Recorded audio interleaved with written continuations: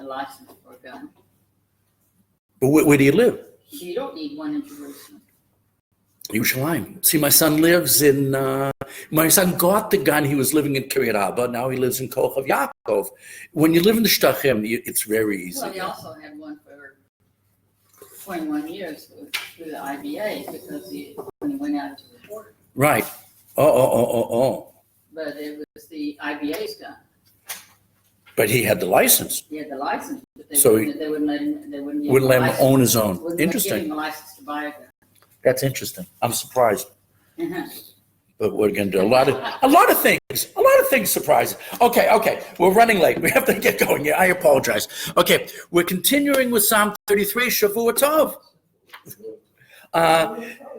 So we're back to 33, and we're up to verse 10. But I just want to give a very quick review. Okay, the poem has a three verse introduction about go out and praise Hashem because it's like the greatest thing to do, and it talks about praising Hashem specifically with a 10-stringed instrument because 10 strings represents Yemot HaMashiach.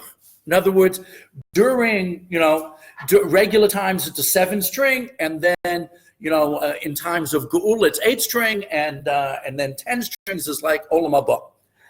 So praise Hashem as if you're already in Olam Haba. Then we didn't get there yet, but the last 3 verses is like a summation. So there's an introduction about how important it is to praise Hashem, then a 3-verse summation, and 16 verses in the middle. The content of the poem itself is 8 couplets. 16 verses, they all work in couplets. The first 4, which we're ending up in a minute, the first 4 are universal, and the second 4 are more, ethnocentric, well, however you want to say it, more about the home team, about the Jews, okay?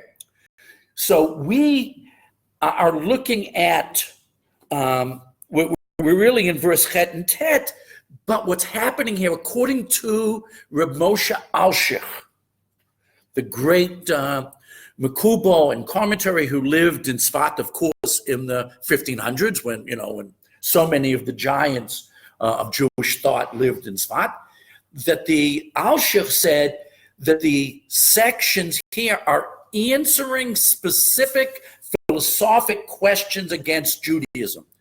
Question number 1 is, isn't the world eternal? It was always here, will always be here. We say, no, God created it, so that's in Vav and Zion. But Devar Hashem Shamayim Nasu. God created things. Number 2, even if Hashem created it in Chet and Tet, what we're talking about is HaKadosh Baruch Hu continues to control the nature of our world. So let's start at Chet. Yeru me Hashem kol haaretz. The entire world should be in fear, should be in awe of God. Mimenu yoguru kol yoshvei tevel. And all of the people who live, tevel means the parts of the world that produce Yivul. Yivul is produce. So the first part of it, if you live anywhere on planet Earth, you should be in awe of God. If you live in the habited parts of Earth, you should be in dread of God, because you know that God controls things and things can go wrong very quickly and all the people around you can die, God forbid. So that's where we ended. And the next verse, that's again part of that couplet. Ki hu omar v'yehi. God said, and things came into being. Hu tziva. He commanded specific items via amod, and those specific items became stable. So in other words, not everything that God created stayed. So the things that God said things, stam, not speaking to any specific object, just said, let there be light, okay? If God later spoke to the light, that's the second half of the verse, if Hashem really spoke to the light and told the light what to do, then the light would be a permanent fixture within creation. That's what the sense of this verse is. Things puffed into existence through Hashem saying, let it be. He said it way before the Beatles, okay? But what happened was, those things weren't necessarily permanent features of our universe unless God later gave them instructions. So that's what's going on. And so in other words, Hashem created it, but then continued to guide the development of the universe. So that's the difference. Vav and Zayin, the creation.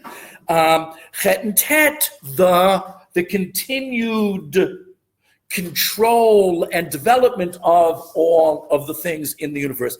But there's something cute. This comes from the Eitz Yosef. The Eitz Yosef is one of the commentaries on Siddur. And of course, this psalm appears in the Shabbos and Yom Tov liturgy. So he says,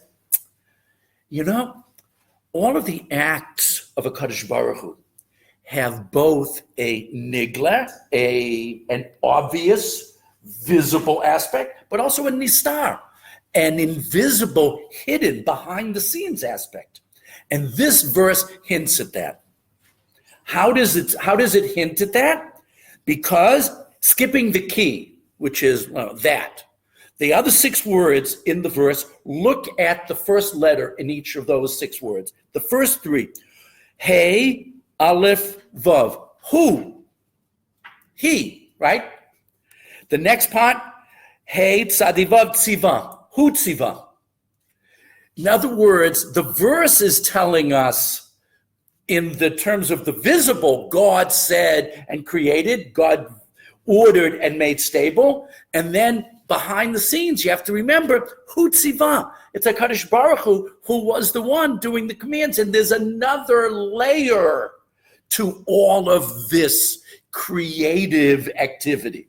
There's another hidden, Kabbalistic, if you will, esoteric reality that we can't even always perceive. Once in a while, some people are extremely perceptive and can see the behind the scenes guidance of Hashem, but generally it's just beyond us. It's just beyond our ability to notice. Now comes the end of the first half of the body of the poem, the last couplet. Hashem hefer atzatz goyim. Not only does Hashem control the physical development he created, number one, next continues to supervise the continued development of the universe, but he also annuls the ideas of the humans, of the people. Heini machshavot amim. He aborts, I'll explain in a minute why I'm translating those 2 words that way. He aborts the thoughts of nations.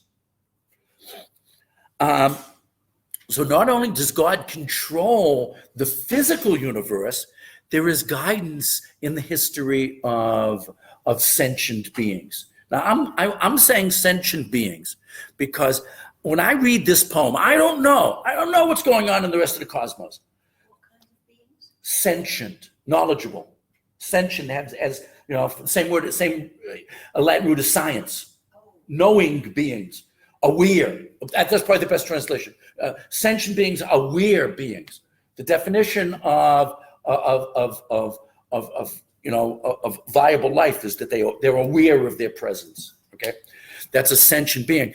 I think that this line is true on other planets too. In other words, when we discover other life forms, some of which I believe will be intelligent, That's assuming we're intelligent too, but whatever. When we find other life forms that we believe HaKadosh Baruch Hu guides them too. There's no limit to HaKadosh Baruch Hu. It doesn't in any way diminish my faith in Hashem. If anything, it enhances it. And I'm going to. I don't know, but personally, if I said this in certain circles, they'd say I'm a heretic. I'm going to assume that on these other planets, there are other chosen peoples that hopefully we can compare notes with.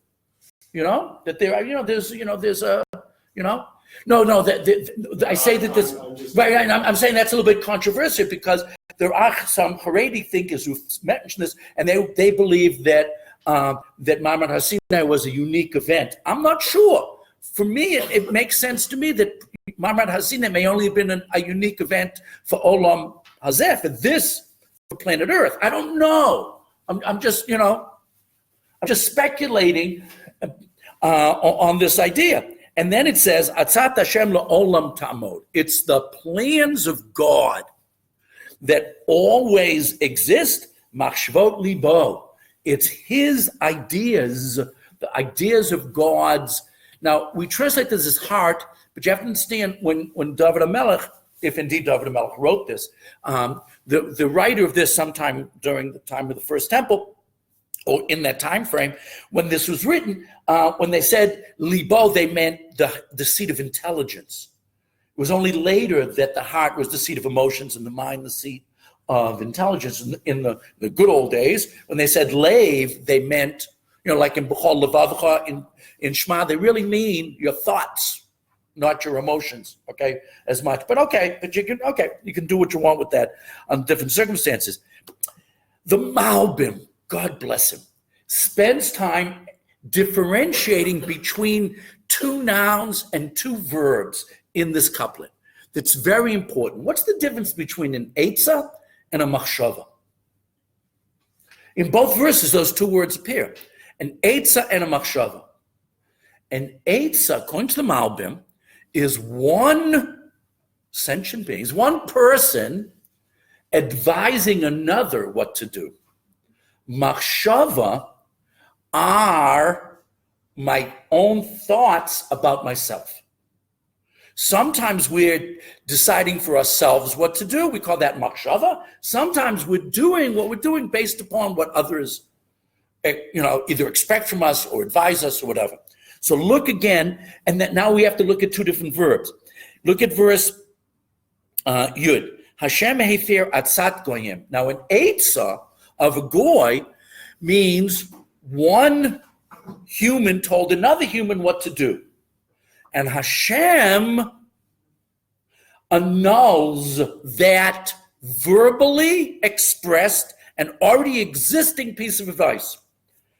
He also does something to machshavot of human groups. Now, these machshavot have not necessarily come out. They still may be totally internal. Hey, me, I translate it as a board.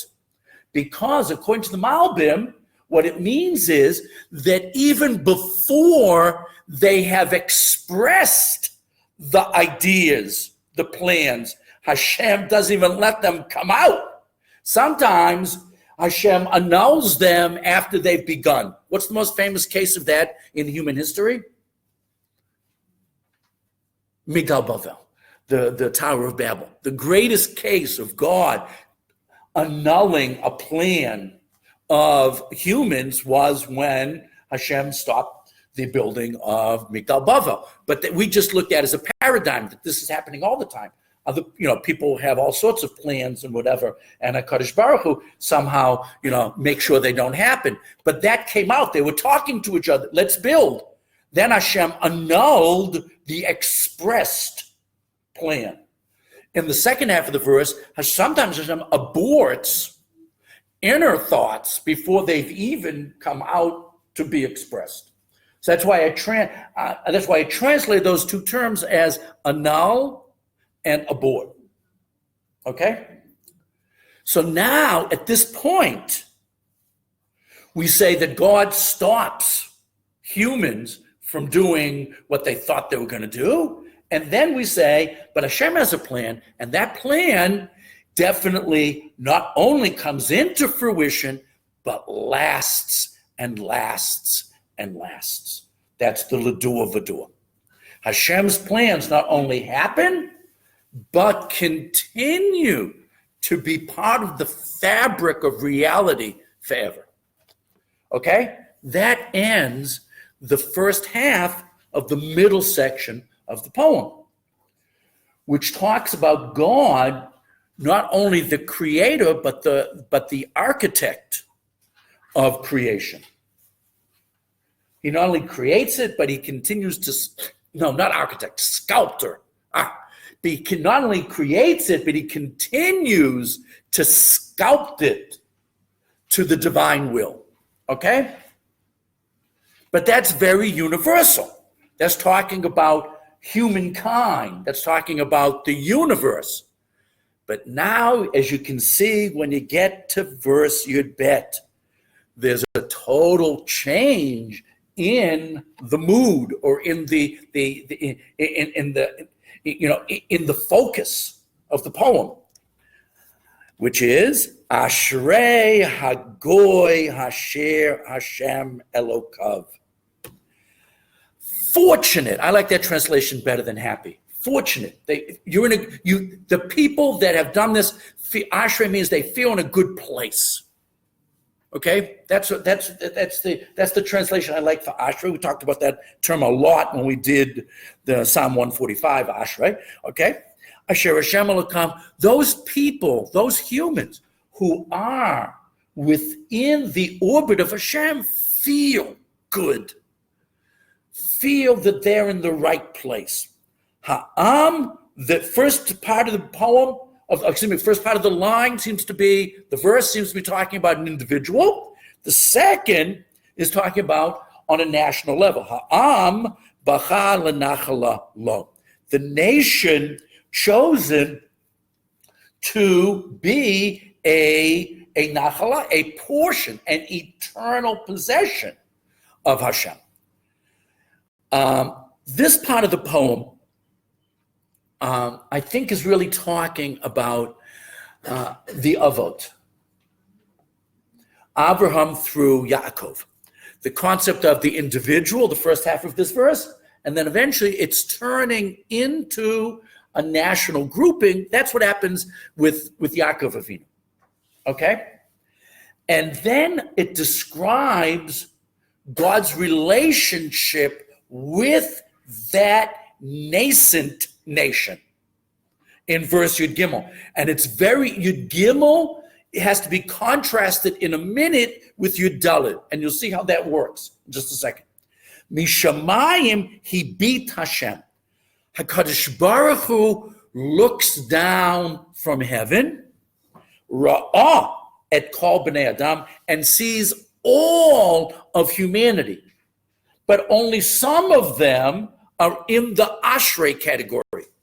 HaKadosh Baruch Hu is surveying, if you will, all of humanity. No one is outside God's, what word am I looking for? Surveillance, right? It's like HaKadosh Baruch Hu has his own drones, right, that aren't susceptible to Iranian missiles. But okay, so what's going on? HaKadosh Baruch Hu is supervising everything, okay? And that's all in the first part. But that idea gets carried forward in Yud Dalet, which is the next couplet.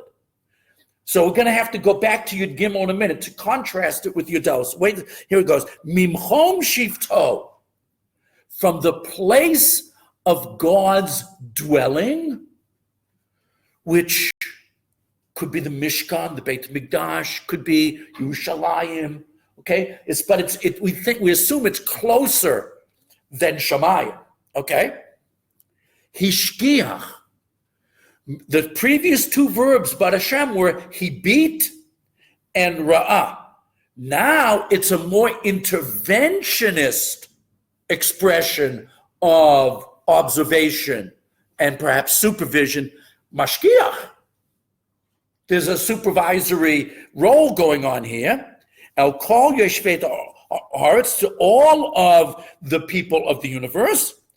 Hayotzer yachad libo, that God yotzer, after bria, after creation from nothing, is yitzira, taking the created stuff and molding it, sculpting it. Yachad libam, unifying their hearts, their emotions, their ideas. Hamevin el kol maseim, and that goes on that HaKadosh, to the point where HaKadosh Baruch Hu understands everything that humanity does. Now, who are we talking about in this closer observation in verses Yud Dalet and Tet Vav? I'm going to give you a very cute idea, also from the Eitz Yosef, the same author of that other. Let's look at the first three letters. Look at the first three letters in the words of the beginning of Yud Dalet. Moshe, Mem Shem He. In other words, verses Yud Bet and Yud Gimel talking about the Avot. When we get to Yud Dalet and Tet Vav, the closer supervision of the Jewish nation begins with Moshe Rabbeinu, with the giving of the Torah, with the formation of the real formation of the nation as a body politic. So you see how the progression goes here in the second part. So first there is the beginning of the Jewish nation, individuals, a nascent group. Now it's more cohesive, beginning, of course, with Moshe Rabbeinu. The Malbim, again, God bless him, explains the three terms, hibit, ra'ah, and hishkiach.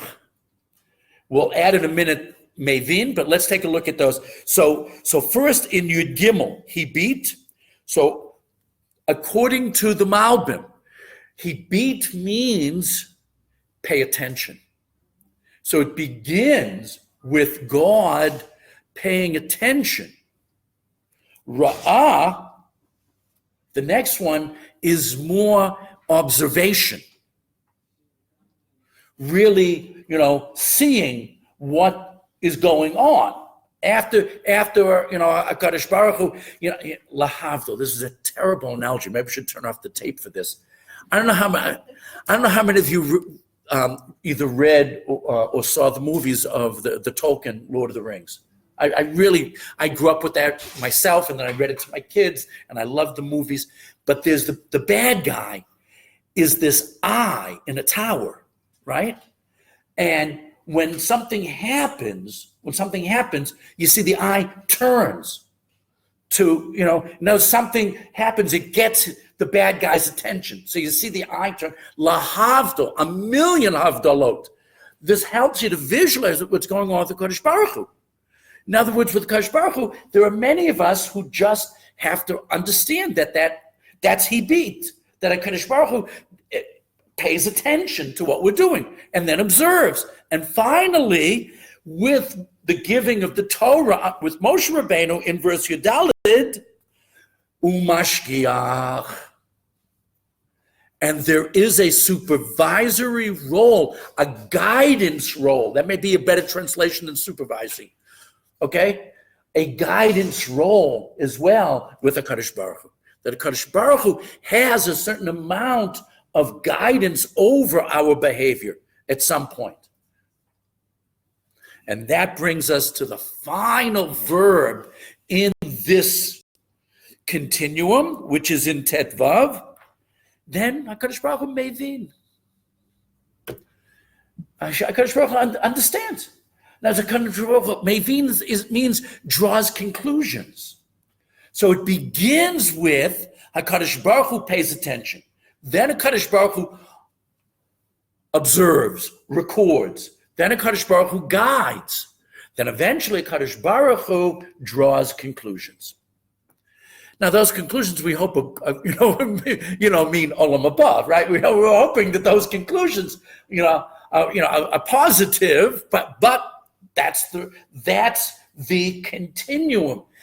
And the continuum began with the Jews as individuals, then became more substantial as the Jews become a nation.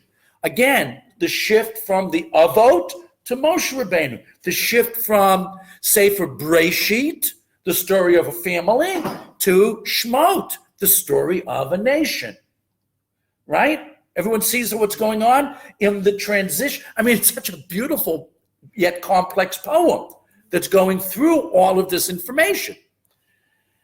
And now that we are a nation, and let's assume, we're not sure who wrote this poem. David HaMelech does not take credit for it at the beginning, but we assume it is from either the time of David or by Rishon, although there actually is a tradition that this poem was written by Moshe Rabbeinu. There is such a tradition, but let's assume that it's written by, David or the Levium to the beginning of Bayit Rishon. And now we're talking about the Jewish nation really functioning as a nation, which sadly wasn't true until recently, right? We had sort of returned to some, from the time of Bar Kokhba until 1948, we were just this amorphous, ethnicity floating around the world. But we're getting back into Ted Zion and Yud Zion again, which is, Ein HaMelech Nosha B'rov Chayo. Now that you're a nation, I have to give you some governing advice. It would be so beautiful if this was really written by David HaMelech, but like I said, his name doesn't appear at the beginning, but it probably was written during, the Malchut period. Ein HaMelech Nosha B'rov Chayo. Now that you're a nation and you've got a king and a government, I'm letting you know something, that the success of a king isn't just in might. Rivka and I were walking here today, and everybody has to go. You got to go to Tachana Rishona. I don't know where you hang out, but you should stop by Tachana Rishona. They're setting up this ta'arucha. It's going to be there till the end of August about the Israeli army. And this morning they delivered tanks and an F-16 and a Nagmash, armored personnel carrier, APC. And it's really like, wow, this is really cool. And you're just walking by. And we're very proud. The Ta'arucha is celebrating the 70th anniversary of the formation of Tzahal. Now, Tzahal was only in the second year of the Medina. Okay, it took a while for all of the, Haganah, Palmach, Eitzel, everything to be unified under one command. Took a while. So it's the 70th anniversary, so that's what this is. But the name of the Tarucha is Tzahal Shalanu. And this is our army. And it is, whether you served or you didn't, doesn't make a difference. This is our army. And it's a very powerful idea. However, listen, old Knesset, right? Whoever you are, whatever form you're taking. Ein HaMelech Noshe B'rov Chayo. Baruch Hashem. Eretz Yisrael, Medinat Yisrael has Rav Chayil. We have a powerful armed force, Baruch Hashem. But that's not the ultimate test of Yeshua, of victory. That's not the ultimate test. Gibor lo yinatzel b'rov koach. A warrior doesn't win because of greater strength. We prove that over and over again in Jewish history. The strongest guy doesn't always win, okay? Goliath doesn't always beat David. So even though right now we have this power, we still have to remain cognizant of the fact that a king is about morality and ethics. I mean, I'm working already on Pasha's Devarim. My articles, I'm way ahead because we're going on vacation a little bit. So I just want to make sure I'm written there. And I'm reading Pasha, the Haftarah for Chazon again. And Yeshayahu says, you idiots, you kings, It's not about, it's not about power. It's about how you treat people. Okay? And you want to be powerful. If you treat people badly, you're Sodom and Amorah. Now, government is not just there to have a powerful army. It's there to be a resource for good in society. And that means taking care of people. That means being good to people. But okay. And we say Gevurah is not about beating other people up, God forbid. Gevurah is about self-control. And that's extremely important. That's extremely important. So we go through Jewish history. First we go through world history. Now to go through Jewish history. Jewish history starts with individuals. Then then we become a nation. And now we're seeing, how does government function? Sheker hasus l'teshua. Horses, well, of course, it's so wonderful that the Israeli, we live in Israel, so we can use Hebrew, Lashon HaTanakh. It's so wonderful that when the Israeli army finally made their own tanks, they called it a Merkava, right? Because it's the modern version of the ancient chariot. It's just a modern version of it. So in other words, all of the Musar, all the Musar of the Nevi'im about, don't have faith in horse and chariot. Well, it's telling us don't have faith in, your arms industry. Don't have faith in your army. Yet the faith has to be in the Kadosh Baruch Hu, because the horse can trick you. When I read this, the horse can trick you. The horse can, may not be there for you, for want of a nail, right? For want of a nail, the horse was lost. For want of the horse, the knight was lost. For want of the knight, the battle was lost, right? The soos, that was Richard III, okay? You've got to have faith in a Kadosh Baruch Hu. That doesn't mean that you neglect your army. We're doing the right thing on the army side. Now we have to do the right thing on the spiritual side, and I pray that we're doing it. Sheker hasus l'teshua. The horse is not your salvation. The tank, the jet, right? The missile. Uberov chelo lo yimalet. And you cannot escape. Escape from what? Are we in trouble?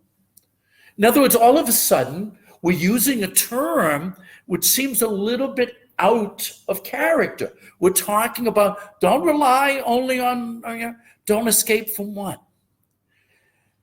Don't escape from this world. Don't escape from the physical realities around you. We can overcome physical realities through our spirit. And you just have to be aware of that. Just don't think.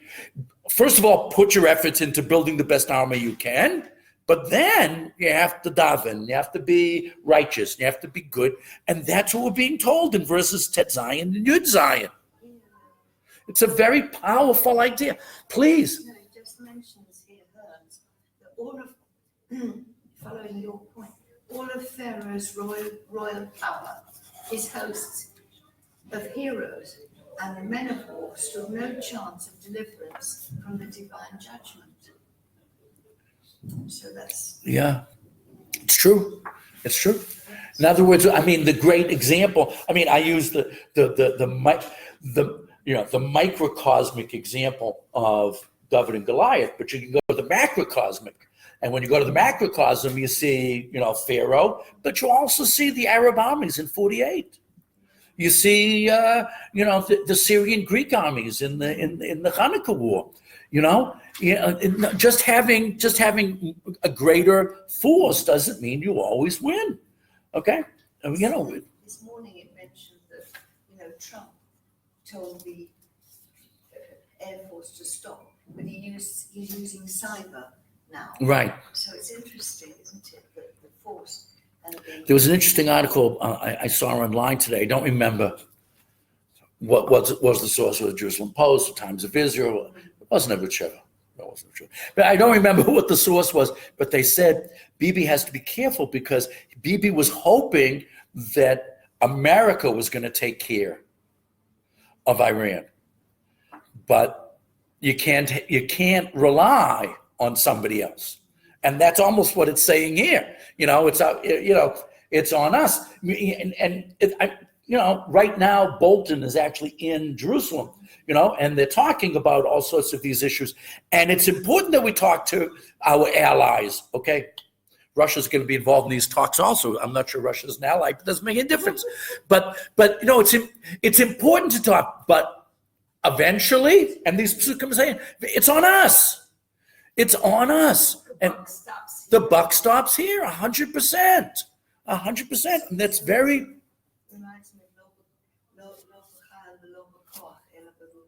Right. That's the Haftarah, of course, for Hanukkah. That's from Zechariah. Okay. Extremely important. I did it. We're saying the exact same thing. We say it every day. In Lamanatseach, in Psalm 20, we say it all the time that we can't have faith in these things. Yes, we have to build them. Yes, we have to practice them. But the faith has to be in Yud Chet. That takes us to verse 18, which is Hine Ein Hashem El Yirayav. Okay? Because the eye of God, and again, Lahavdil, again, I think of, Saruman, I think of Sauron, okay? Sauron in that, Saruman was another bad guy. The eye of Sauron, Lahavdil, an infinite number of Havdilot. Hashem El Yirayav, HaKadosh Baruch Hu is watching those that are in awe of him.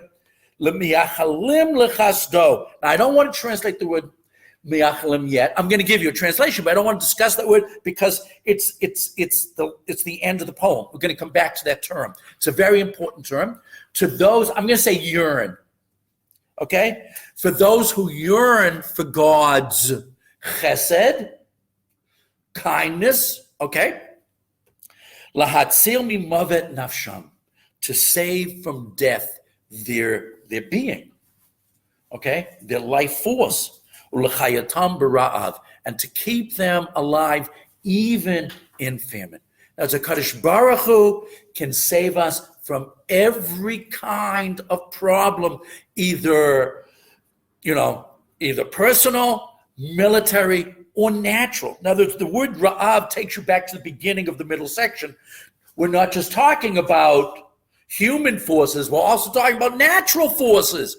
The Jewish nation not only can conquer with Ezrat Hashem, right, with the support of, B'sayata Dishmaya, with the support of heaven, with the support of Kadosh Baruch Hu, we can even defeat natural forces as well. Ra'av stands in there as the most common type of natural disaster for Eretz Yisrael.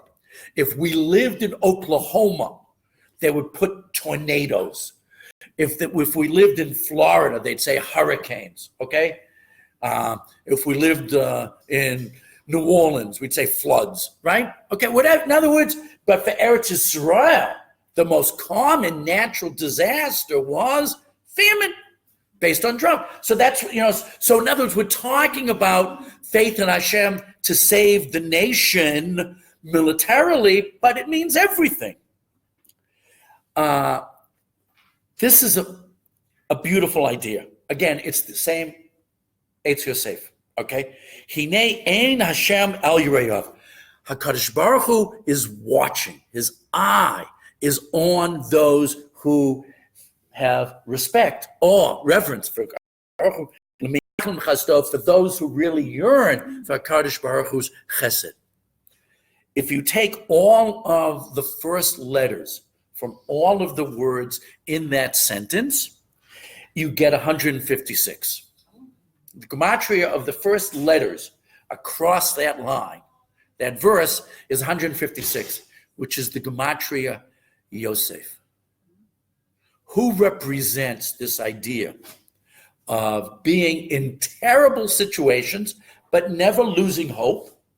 I mean, just, his whole, a lot of his early life was out of the frying pan into the fire, but never losing hope. that HaKadosh Baruch Hu is going to get me out of this, whether it's out of the pit or out of jail or whatever it might be, okay? It's Yosef. In other words, the paradigm for no matter what is going on, never losing hope because HaKadosh Baruch Hu is watching you, the paradigm for that is Yosef. I mean, I'm sure we could think of others, but when you think of Tanakh, this is the Yosef story. And so I think it's and it's interesting that, of course, the commentary that wrote it is the Eitz Yosef. The Eitz Yosef, and I forget his full name, but Yosef is his first name. I'm sorry? That's good, Eitz Yosef. Yeah, the person who wrote that Parish, I don't know if he's the first person to notice it, but that's the Eitz Yosef. And so that ends the body of the poem.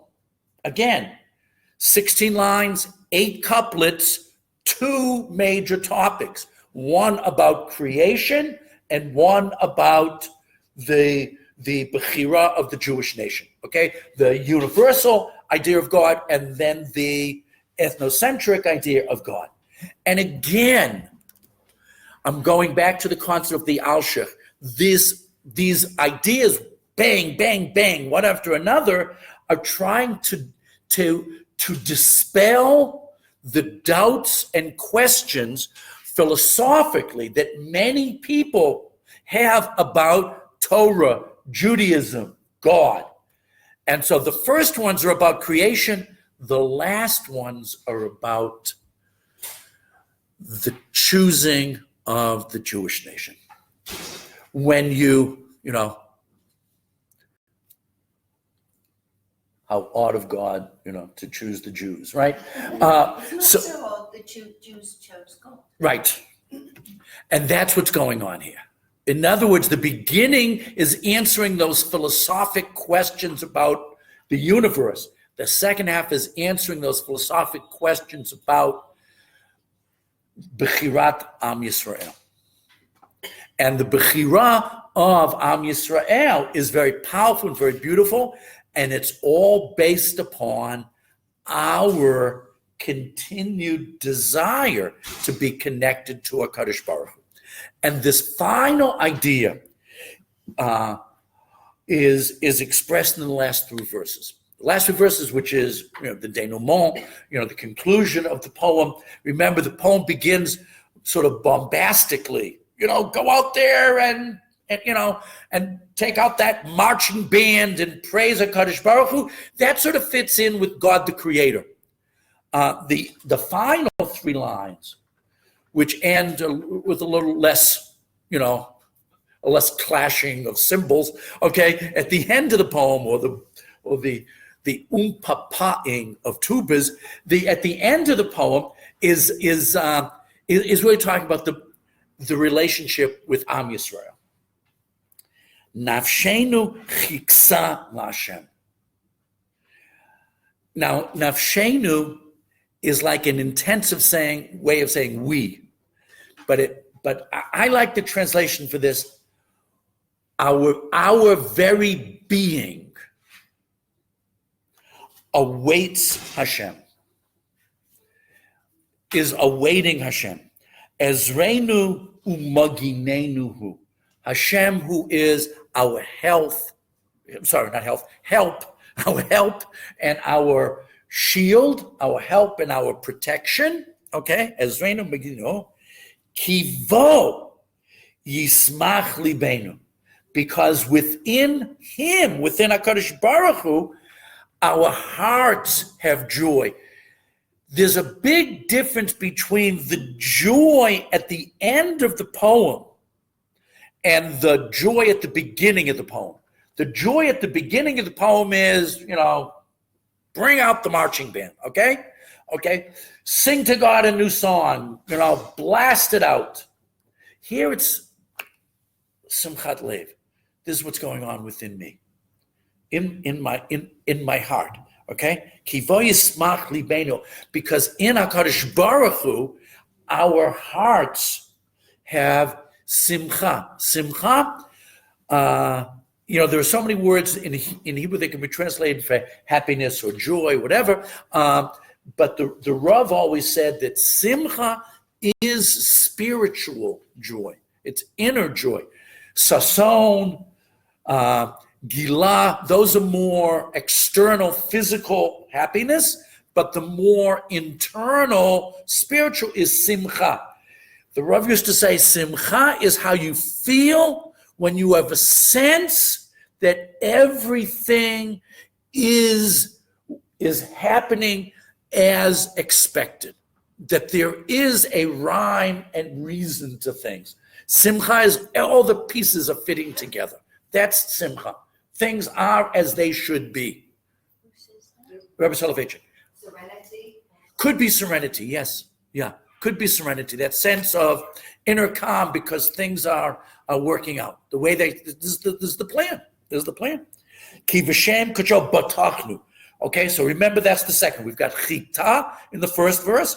Now we have batachnu in the second, and we'll get to the third one in a second.